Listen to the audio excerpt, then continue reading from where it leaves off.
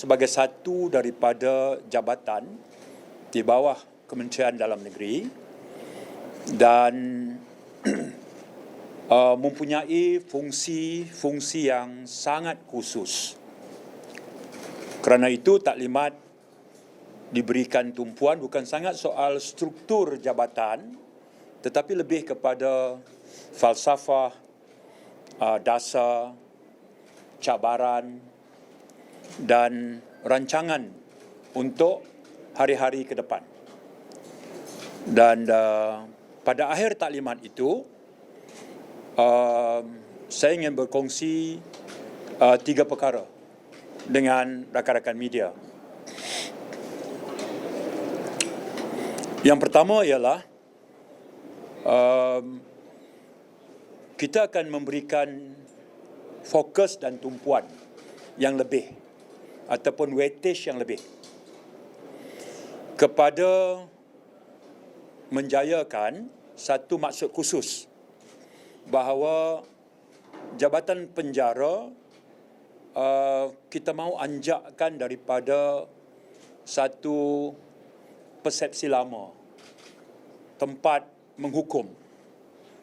Anjakan itu lebih kepada tempat untuk memperbaiki ataupun correctional.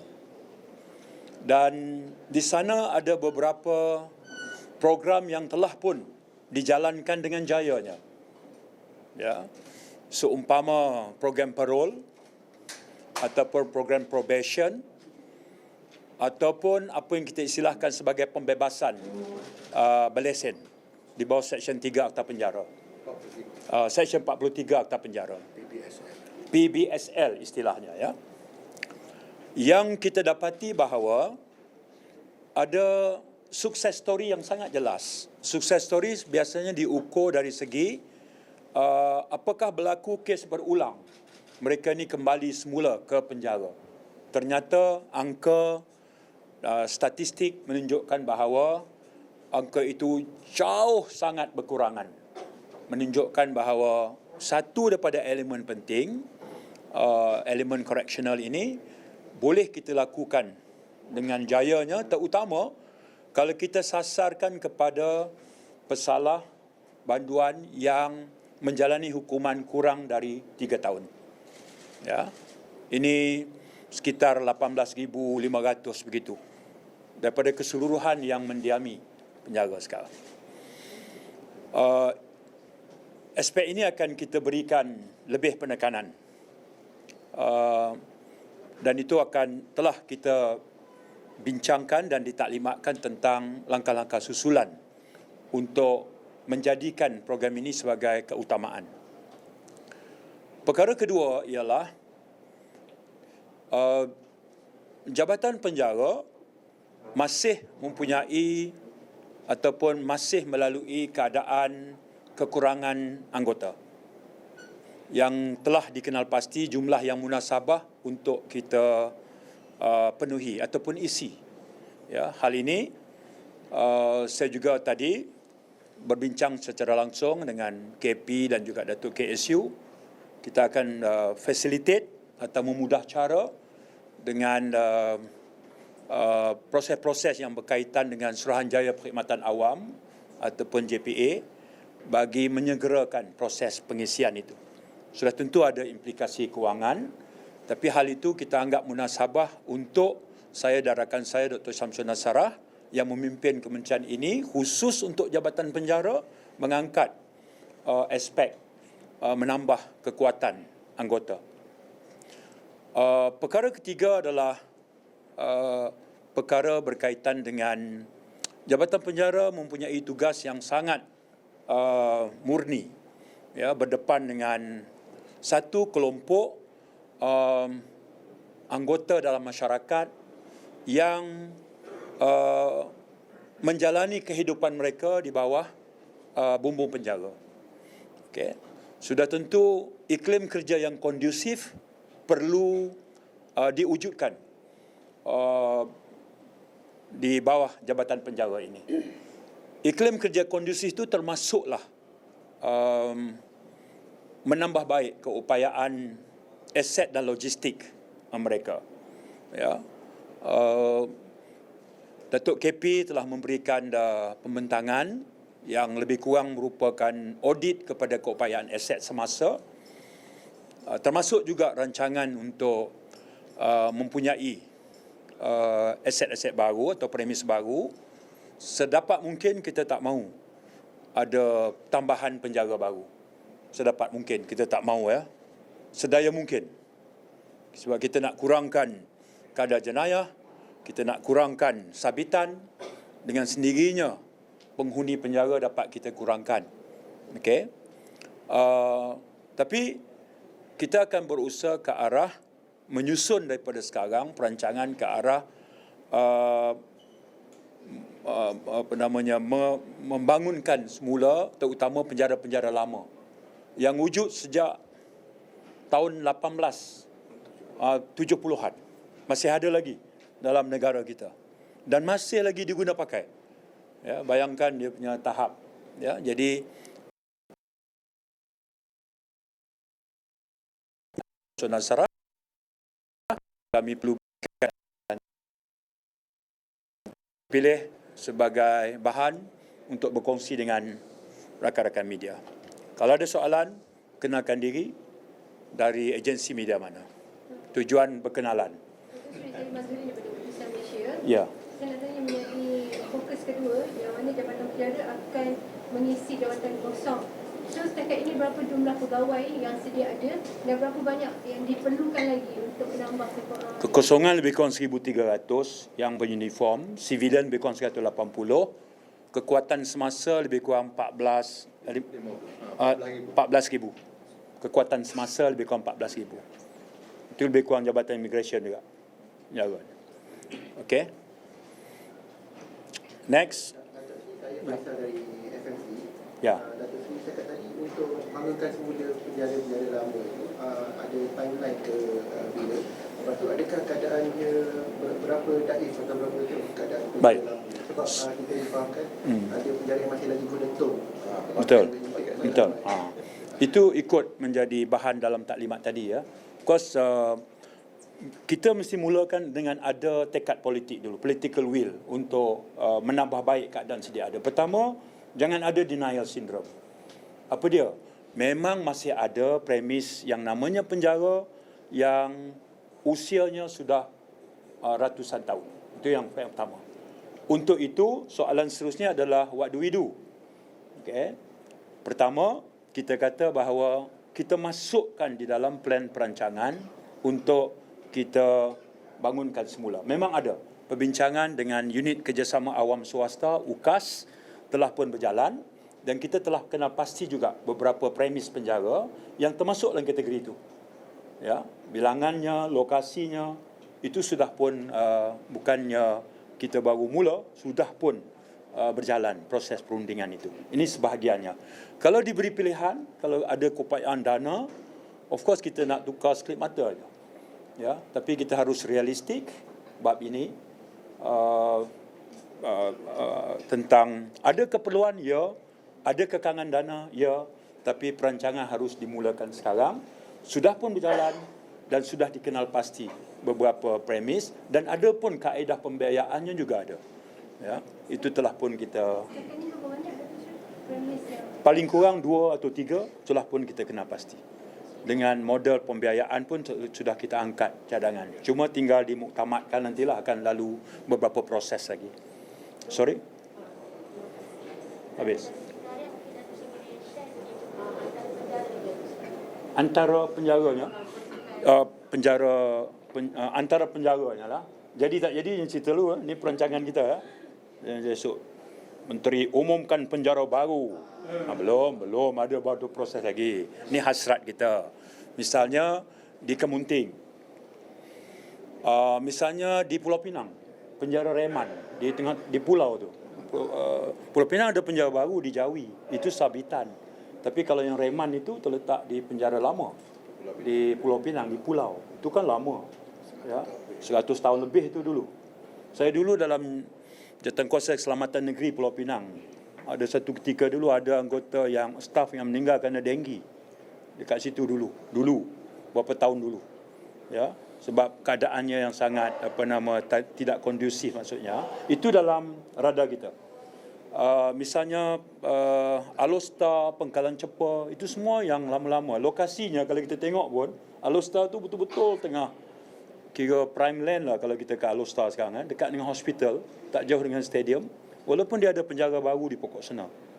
Ya, tapi itu antara perkara yang kita kata kalau nak meningkatkan moral anggota dan kaki tangan Jabatan Penjara, bantu mereka untuk mengadakan bukan menambah, ya, tetapi mengwujudkan keadaan penjara yang lebih manusiawi lah, ya, untuk didiami.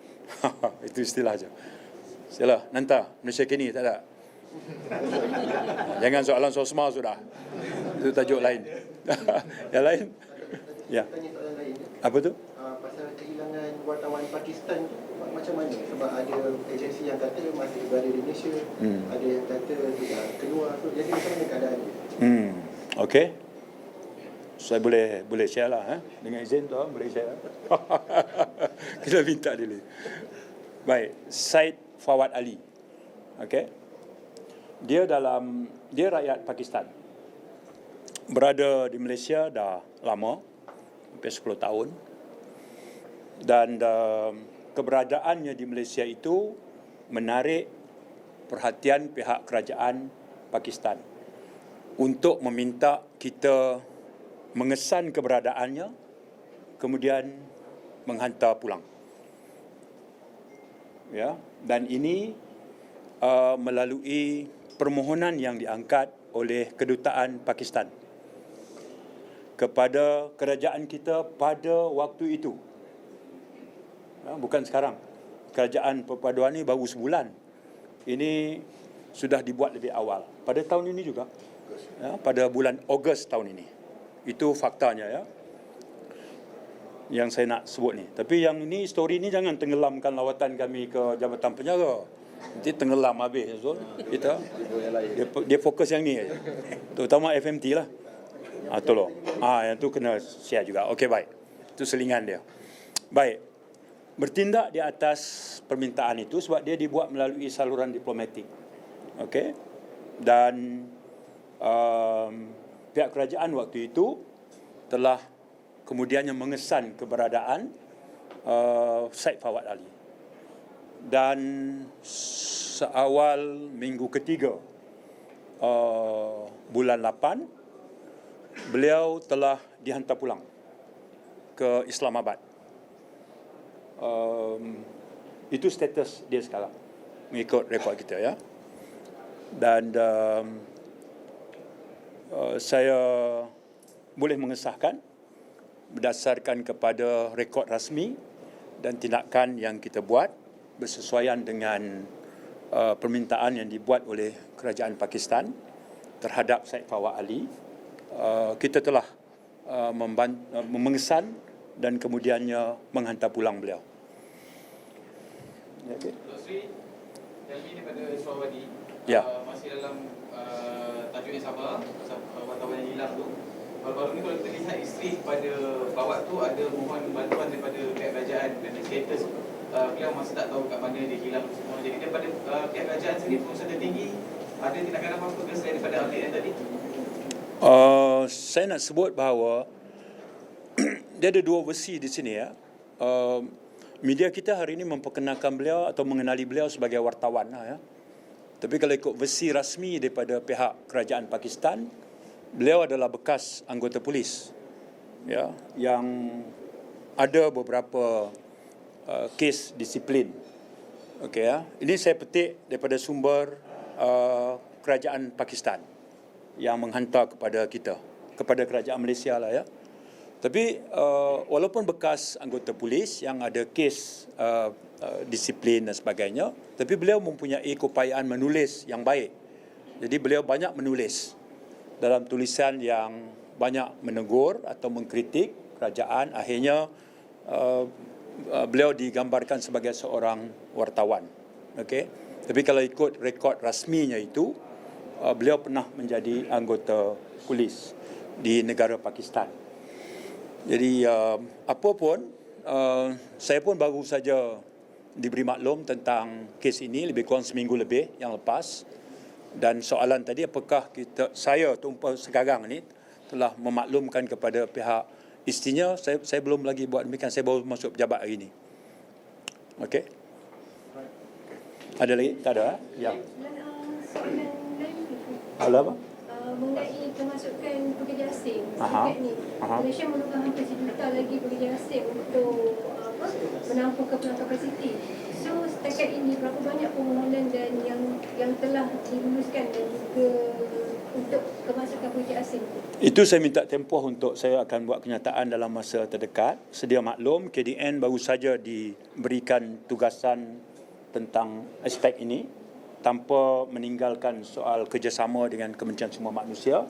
Dalam masa terdekat saya akan memfungsikan mesyuarat bersama dan kemudian kita akan memaklumkan kepada media secara menyeluruh tentang aspek pekerja asing di Malaysia, keperluan dan juga permohonan sebagainya. Kembali kepada Jabatan Penjara, yang tadi yang first tadi Dr. kata pasal yang hukuman program parol kebebasan. Setakat ini jumlah dia adalah 18,500. Bukan, 18,500 itu adalah kategori pesalah yang sekarang berada dalam penjara yang menjalani hukuman 3 tahun dan ke bawah.